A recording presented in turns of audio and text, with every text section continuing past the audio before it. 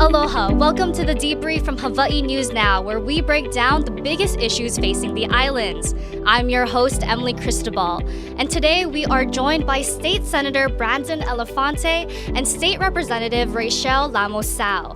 Thank you so much for joining us today. Thank you for having us. Yeah, so these two are freshman state lawmakers, and they are here to share their experience of serving in the legislature and top issues in the communities they serve. And first off, I was hoping you both could briefly share a little bit about yourself, what districts you cover, and any committees you're a part of. Well, I'll go first. Thank you, Emily, and thank you to Hawaii News Now for hosting Representative Lamos-Sao and myself.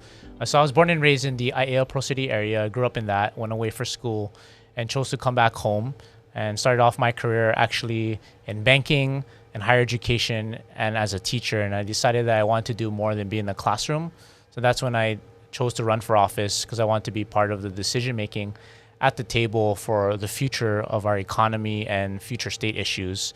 And so I'm grateful. I served on the city council for 8 years and was there actually for a total of 12, working with my late mentor, the late Senator Breen Harimoto.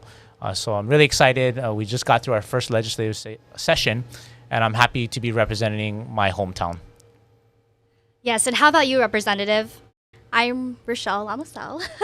I represent the Waipahu District, District 36, and I am on the Economic Development Committee as a vice chair and a member of the Tourism and Finance Committee. And you know, the reason why I ran for office was because I was a single mom for almost 7 years, and I knew the struggle of just being a single working parent. So I can imagine what families in my community face as working parents and families. And so I wanted to do more for my community that raised me, and so that's why I'm here. Yes, well, thank you so much for sharing all of that. And I'm super excited to get into these topics of, being freshman lawmakers and the issues that you guys are, looking to push forward. Senator, if you could go first, what are some of the top issues that you're hoping to accomplish and talk about in this legislative session going forward? Yeah, thank you, Emily, for that question. And some of the top issues prior to me getting into office, I've seen them during my tenure on the council for 8 years. Had to do with crime, housing, and homelessness, and those issues still resonate with a lot of members from the communities that I represent. But in addition to that, I really had an opportunity to focus on working on state issues and state policy. And one of the key issues in the community and hearing from community concerns was the new Aiea football field and track that's been neglected for many years and hasn't been improved. So that was one of our top priorities.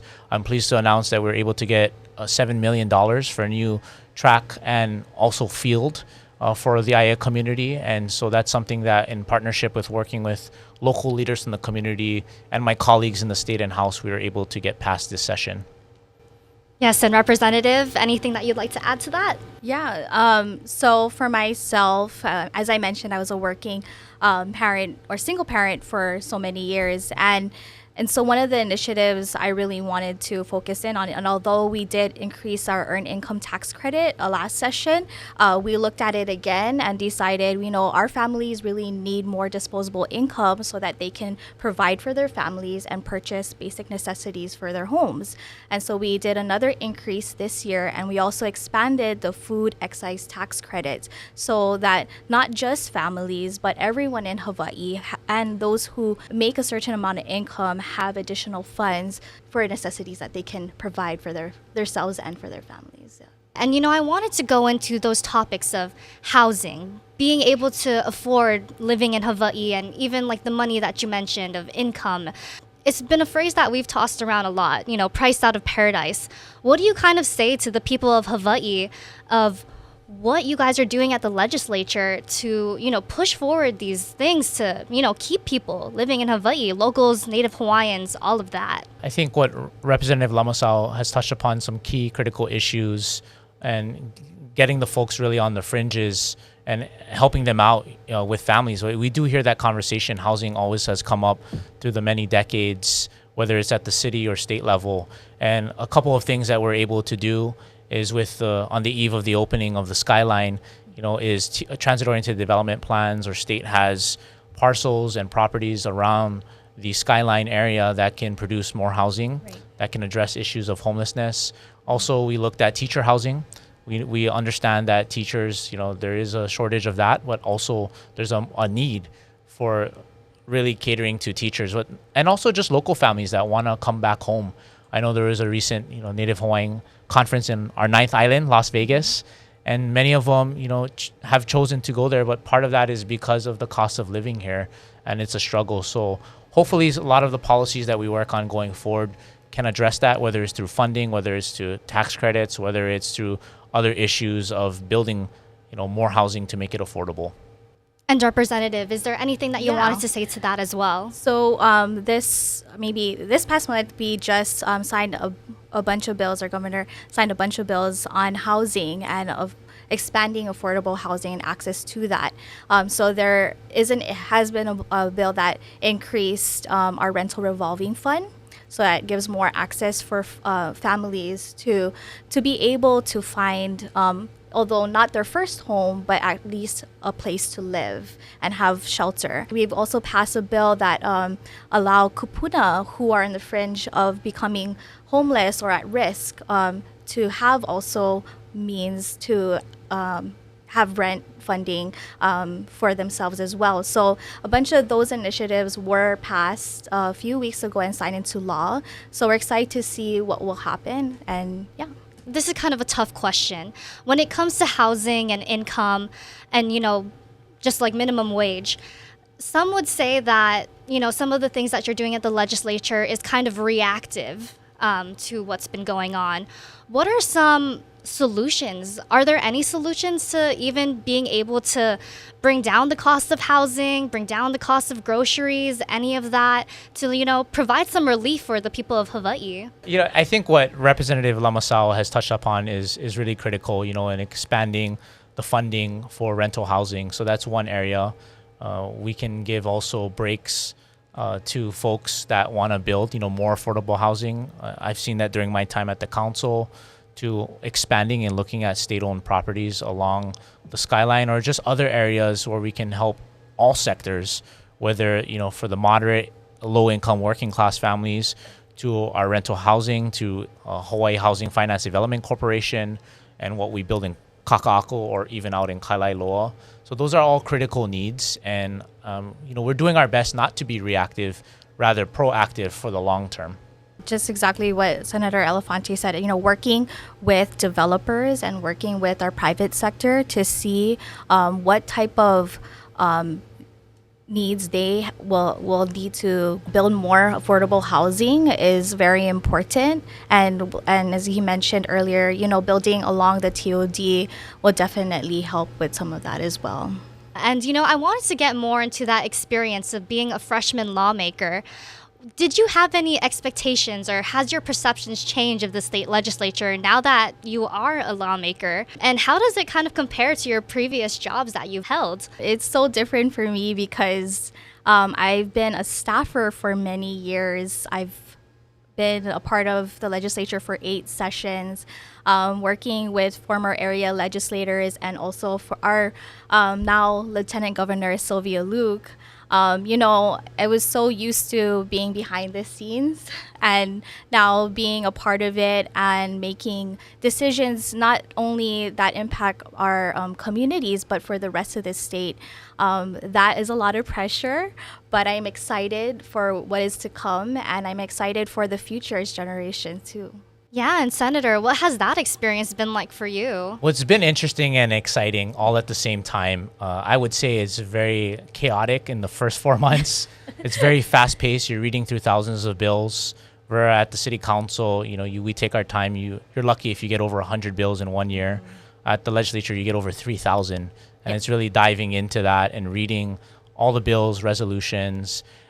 I would say for Representative Lamasao and I, we're no strangers. We were former staffers at one point in time. And I've worked with her in the community when she was a board member on the Waipahu Neighborhood Board. So you already have those relationships. So it makes it sort of easier where you kind of already have a foot in the door, where you're not kind of a fish out of water being like, oh, what is this? What I would say this last thing is I think it's really critical for each of us, to really have a good support system, which is our staff. And I believe that for both of us, we have really great staff to help navigate through the process. You know, I think this speaks volumes too, with you both being newly elected to the legislature. You know, how do you reach that younger generation of voters, and how important is this demographic? I think it's very important. I know Representative Lamasao, she can talk more about, the freshman class in the House. But in the Senate, it's the first time, we've had a lot of, I think there's about 7 of us who are new. Some have come over from the House. Senator Fukunaga and myself have come over from the council, although she was a former senator before. So it's nice and it's exciting to see that and have fresh faces, in both chambers, and just really learning. It's a huge learning curve still yet for me, and I'm learning as we go and navigate through very complex issues and seeing how we can, make a difference in our communities. Yeah, and Representative, how about you? Yeah, so we have 18 freshmen in the House, so it's probably the largest class in so many years. I think Speaker had said that his class was the second largest freshman group. So very exciting times. But to your question about engaging with our younger generation and getting them engaged, social media, I notice, has been a really big help in that. A lot of high school students would, direct message me, or as they say, DM me, and cheering me on, but not only that, but inviting me to community events and some of their meetings, and then just engaging with me through that, and have if they have questions, they'll reach out to me in that way. I guess email for them is kind of a far away means, but the social media is at their fingertips. So it's so easy for them to just reach me through Instagram, and that has been a way for me to engage with the younger generation. It's very good. Yeah, I think that's super cool because, the younger generation is going to be the ones living in Hawaii, and eventually, I mean, they're living here now and they're going to be seeing and living through these changes that are developing. And I know it goes to show with you being invited to even community meetings, it's being able to see someone, that kind of looks like them, that kind of pushes the issues that, they care about, is really rewarding and very just it's wow, if they can do it, I can do it too one day, which is a really awesome mindset to show the youth of Hawaii that it is a possibility and it's in their reach. Right. And, I wanted to bring this up. I was reading both of your bios on the Hawaii State Government website, and you both come from Filipino immigrant households. How do you think that has shaped your experience growing up in Hawaii? And does this have any influence to your work in the office? For me, growing up in an immigrant household, it was a very humbling experience. I got the opportunity to see both parents working multiple jobs and just trying their best so that my sister and I have food on the table, so that we can have, the tools that we need for school.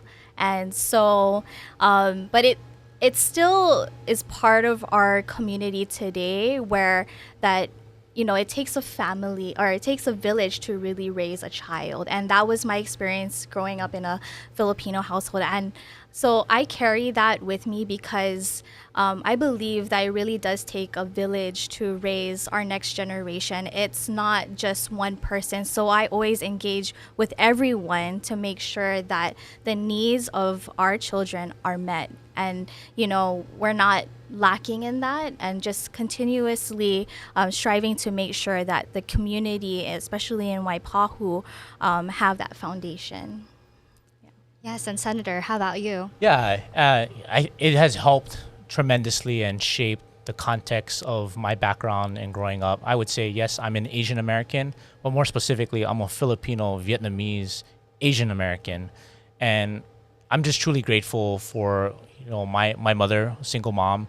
I can resonate with what Representative Lamasao, seeing my mom and relying on her family that have come here and worked hard. And to this day, you still have a lot of immigrants, not just Filipinos, but from all walks of life who, do their best on a day-to-day to make ends meet, some even working multiple jobs just to provide food and a future for their children or grandchildren. So I like to say, we're recipients of that, and that we use our education and our experience to better our communities and world, and just knowing how far they've come from going back to, both her and I, we sit on the Filipino caucus. So although that's a fragment or a big part of our community, we represent, pretty much everyone. But that has provided the context for how we look at the struggles and how we can resonate and understand the issues a little better. Yes, thank you so much for answering that question, and definitely something that I'm sure resonates with a lot of viewers, including myself, who also have parents who immigrated from the Philippines. So it is really awesome to, see the work that you're doing and the good work to, uplift the community, and not only for Filipinos, but, for all the cultures and ethnicities in Hawaii. And, speaking of education too, in this past legislative session, we've seen students come in to introduce Filipino curriculum into Hawaii's public school education. This is like a really big move, because even with me growing up in school, you had the main, Japanese, Chinese, but not too much of the Filipinos. But how important is bringing up this curriculum to have as an elective for students to take? And what impact does this have? So in Waipahu, the population is about 68% Filipino. So that is more than half, of course. And having this curriculum in our state is so important, because, our Filipino culture is very much a part of our American culture now. And if you go throughout the whole country, you'll bump into a Filipino. And our food is pretty much everywhere as well. And so it's so important to educate those who may not know about our culture, about our history.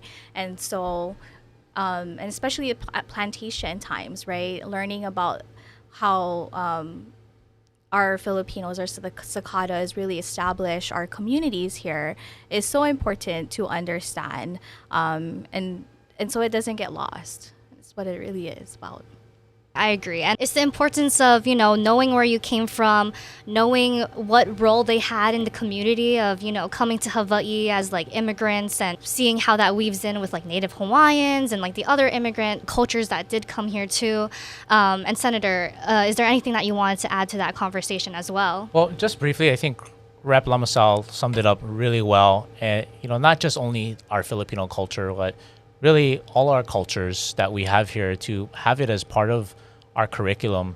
Most people don't get an understanding per se of the Filipino culture, whether it's through a person they know or being from that community, or when they get to the University of Hawaii at Manoa, and taking ethnic study courses or whatever that might be. So I think it's important to have that diversity aspect so that we form a well-rounded mind for our next generation of leaders.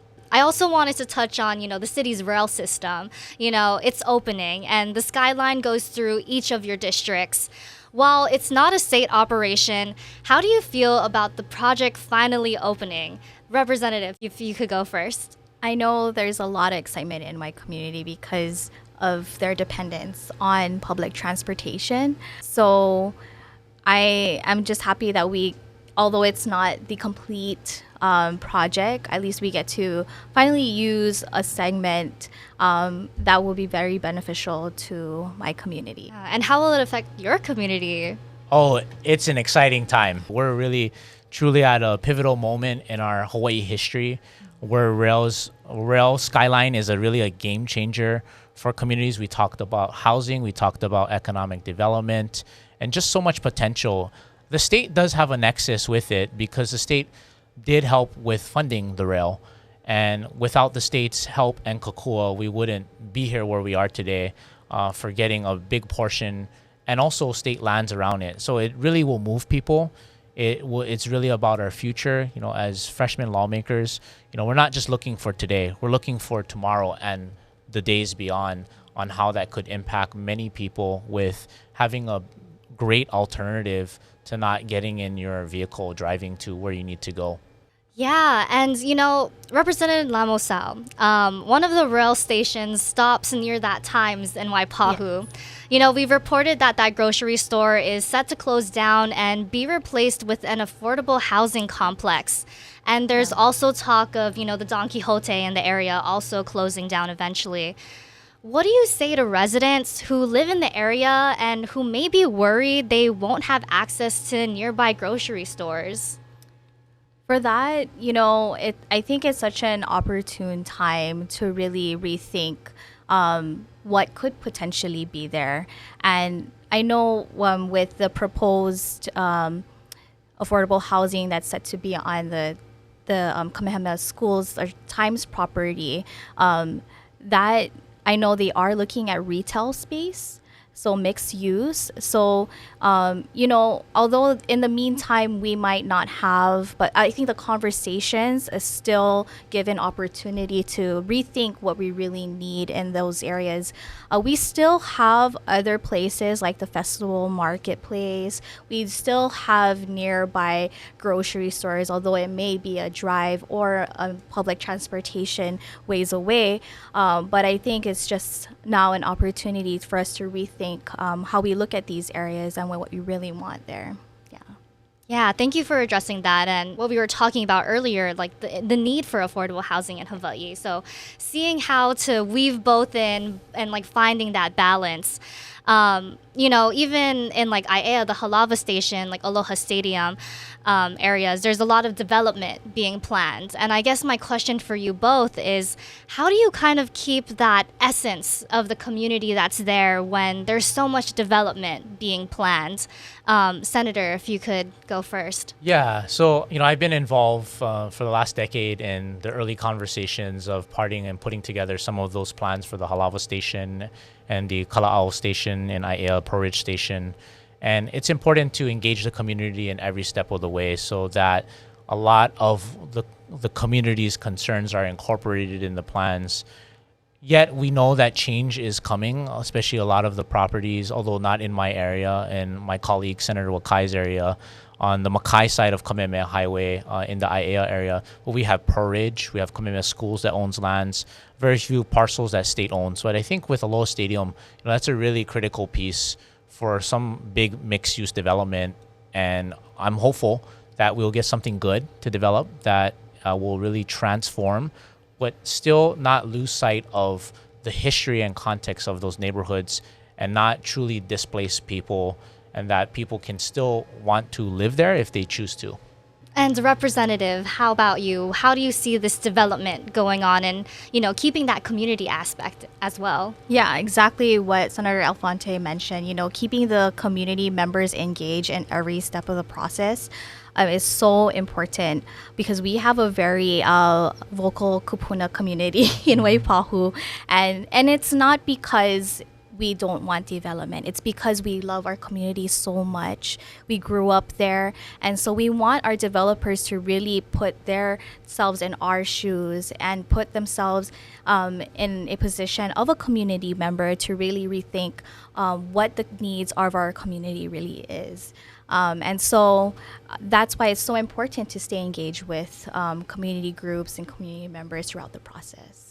And I definitely think it's going to be really interesting to see how this rail system is going to impact these communities and hopefully, maybe bring some, it'll be thriving again in some areas. I mean, thinking about just Pro Ridge, you have the Pro Ridge Shopping Center. For the longest time, that Sears section has just been closed down, and every time I walk down that side of the mall, I'm kind of oh man, I remember the good old days growing up and walking around Sears and all of that and kind of seeing how it's still a well-used shopping center, but maybe another big name or something that will help the community go in its place and see what maybe that could bring. And even Waipahu, back in the history of Hawaii, Waipahu was that central area, sugarcane plantations, and maybe it'll bring the revitalization of that community. So really interesting to just see what can come up with, this rail system.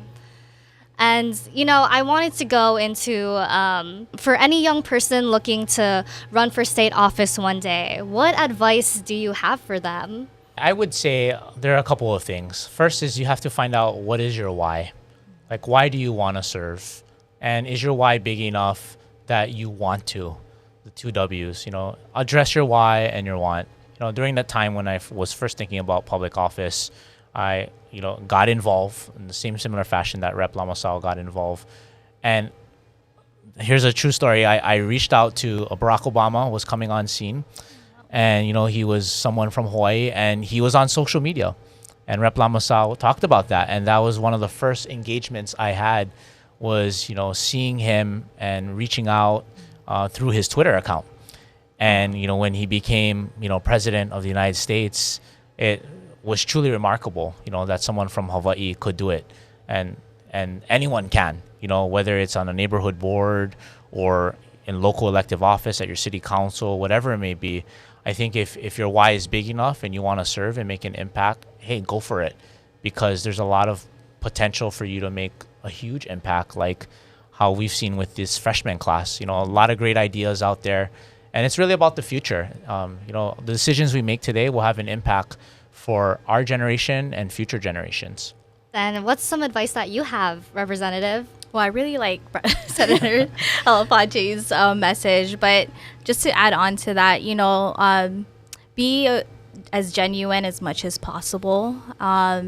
Just be yourself, no matter what people say, and remember to always respect those around you, and to just never give up on your dreams. Like I said, I was a single mother for so many years, and being a young mom, there's a lot of stigma to that, especially in our Filipino American community.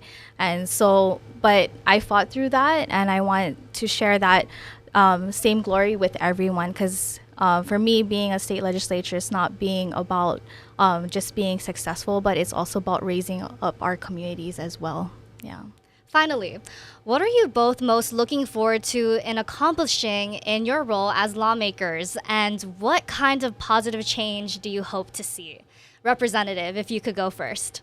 Yeah. So this past session, and working closely with our Filipino caucus and also the Waipahu community, I've got a lot of inquiries about immigration services and how processing petitions for family members, or just finding ways to get a green card in America. And I know we have the Filipino Community Center is such a central place for a lot of our community members. And so really expanding our role in immigrant services, whether it be through the Department of Industrial Relations, and labor. So expanding the needs for immigrant services is so important. Thank you. And Senator, how about you? Yeah, so when I first came on, it was back in November, and there was such a short window to work on and craft legislation. So now during this interim, we just put out our end of session newsletter, and we've been receiving feedback on our survey. And it's no surprise that some of the themes that arise from community members is crime, housing, and homelessness. While there's a nexus between city and state issues, I'm going to focus on, how do we look at maybe harsher sentences for repeat offenders or crimes that they may commit against our kapuna, to looking at more housing or affordable housing and incentives for that. And, looking at ways on how we can, take the models of what's been successful with homelessness and apply it, because they're throughout our state. And those are some near and dear issues I want to work on, in addition to water land issues, the committee I sit on, and transportation, especially at our airports. We definitely use that, and upgrading facilities there and really building for that future. And all in all, I would say, during our time, it's been exciting in this first session, and I know our work is not done. And so we're rolling up our sleeves to really make an impact and work with the communities that we represent to, address their concerns they have. Yes, awesome. Well, thank you so much for sharing all of that. And I'm really looking forward to seeing all the work that you do in, the legislature, and seeing all the things that will help uplift the community, and seeing all the great work that you do. Thank you so much again for joining me on this. Thank you, Emily. Thank you. You can watch and listen to more of the Debrief at hawaiinewsnow.com or wherever you get your podcasts. Hope you tune in next week. This is your host, Emily Cristobal, and mahalo for listening.